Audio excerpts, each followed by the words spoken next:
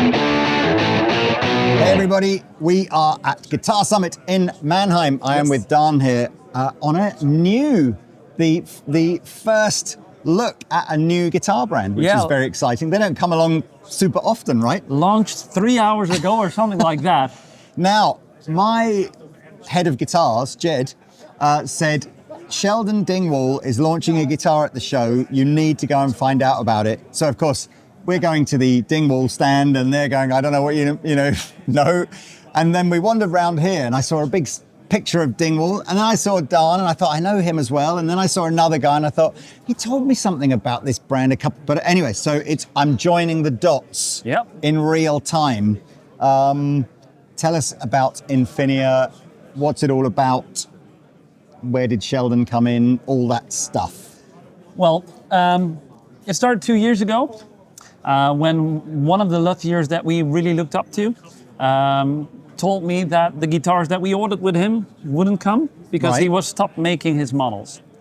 And then we had a little spark, a little inspiration, and we thought like, hey, what if we make a platform where designers can work out their ideas that they cannot fit longer in their own brand. Right. And the luthier that I was talking about is called Simon Pedelka of Pedelka Guitar, very well-known high-end guitar builder. So we acquired his old models. He helped us with developing them more and giving new life to them. And another person that we contacted was Sheldon, because I think that he's an amazing designer. I know he has a great love for guitars, but he also stays true to the vision that he has with his bass brand, just doing basses. And I know that he had the wish to do a guitar one day, but not under his own brand. So I asked Sheldon, like, can you design a guitar for us? I don't think you're at the same price point as this other thing, but conceptually, this reminds me of an amp brand that I dealt with 20 years ago called Jet City. Oh yeah. Who had this idea that they would go to people like Mike Soldano, who did the designs for the amps. And say, look, I know this. You're obviously doing your thing and you're famous for it, and maybe you don't want to move out of that lane, but how about you design us something and we'll do it. So okay, that's it. So the Pedelka. I've heard the name. I'm not super familiar, but why doesn't this fit into their sort of? Are they more traditional or? It's a little bit different. He completely changed his lineup, and I know that I admired him a lot, and I loved the models that he made, but it didn't any longer fit in his lineup. So he said, I'm not gonna make them anymore. But because we love the guitars, we thought like would be a shame to not make them. So that's when we remade them. So it's not that it didn't fit in his thing anymore. I mean, the Sheldon thing, when I've met Sheldon in the past, I think the story goes that he designed guitars before he designed basses. Yeah. But you're right, the bass thing is his laser focus really now, isn't it? So any guitar design, I guess that's where that fits in. Yeah, he wants to stay true to his vision, and people love him for his basses, and that's what he wants to invest his energy in.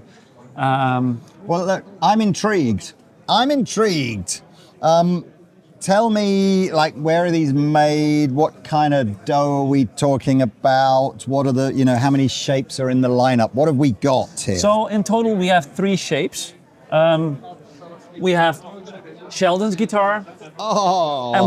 Which is an amazing guitar. I mean, you can see the Dingwall lineage here for sure, can't you? This is made by the Dingwall team in the custom shop. So this is a Canadian-made guitar, and we're gonna make it into a production guitar. Right. But the one thing that everyone working with us insisted on is making it high-end, high quality. So this is a European-made guitar with a great eye for detail. You see all the laminates, even things that I like is like the laminate on the headstock. Here, well, it's kind of headstock. It's the small things that matter when you're doing high-end guitars. So like this oval outline colored with the body, it's what you expect in high-end guitars. I don't recognise the brand that's on the pickup. Is that what are you using here? That's Marceau pickups. Okay. High-end pickups.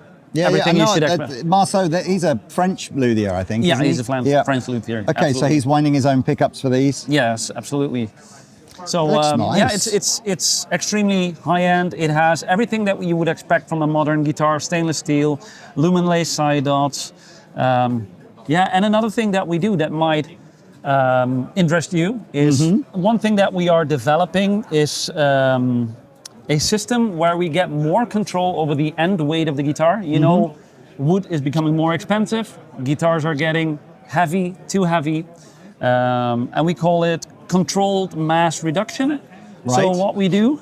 Sounds like a government policy somewhere. Yeah, three-letter agency stuff.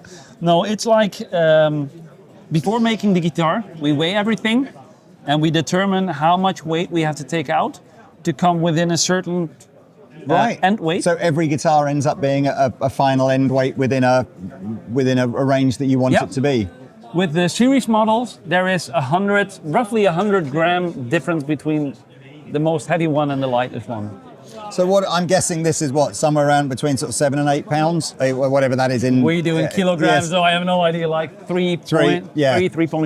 That's where wow. it's at. That's good. It's fairly light. I think it should be light. I think weight is an important thing. You know that sometimes you pick up a guitar and it just feels too light. You know that feeling? Just feeling cheap? I do agree. Most people want a light guitar, but there's a point you can go too far, isn't there? Yeah. Where it's like, what have I even picked up here? And you have to have a certain mass, a certain weight to have the right sustain and a tone. That's nice. The reveal binding and then the white sort of sandblasted back. You see that the grain is very fine. Sometimes you get like these rivers of black, but this is very finely done, extreme high quality. This must be relatively low production, right? This is a sort of higher end guitar, small production. It's very limited production. Is it? So, and we wish that at one point we can scale it up, but for now it's very labor intensive. So production is limited, but that's cool, I think. Yeah, nicely done. I've got to have a closer look at the. I've been hoping that Sheldon would do a guitar. Because why should all the bass players have all the fun, right? He's such a great designer. So you're saying that at the moment this has been made in their Canadian workshop, and you'll at some point you'll convert this to a European made. Yes, well, maybe even we'll have it on an M. We're aiming for that, but one of the things that Sheldon did that I think is very interesting. So it's a multi-scale because he wanted to stay true to his vision on this. Yeah. It's a 25.2 to 27 inch. Right. But the total length is in half an inch shorter than a Strat. Wow. It's very light again, isn't it? Because it's a pretty small guitar. Yeah. It doesn't feel like your big 27 inch guitar. It's pretty...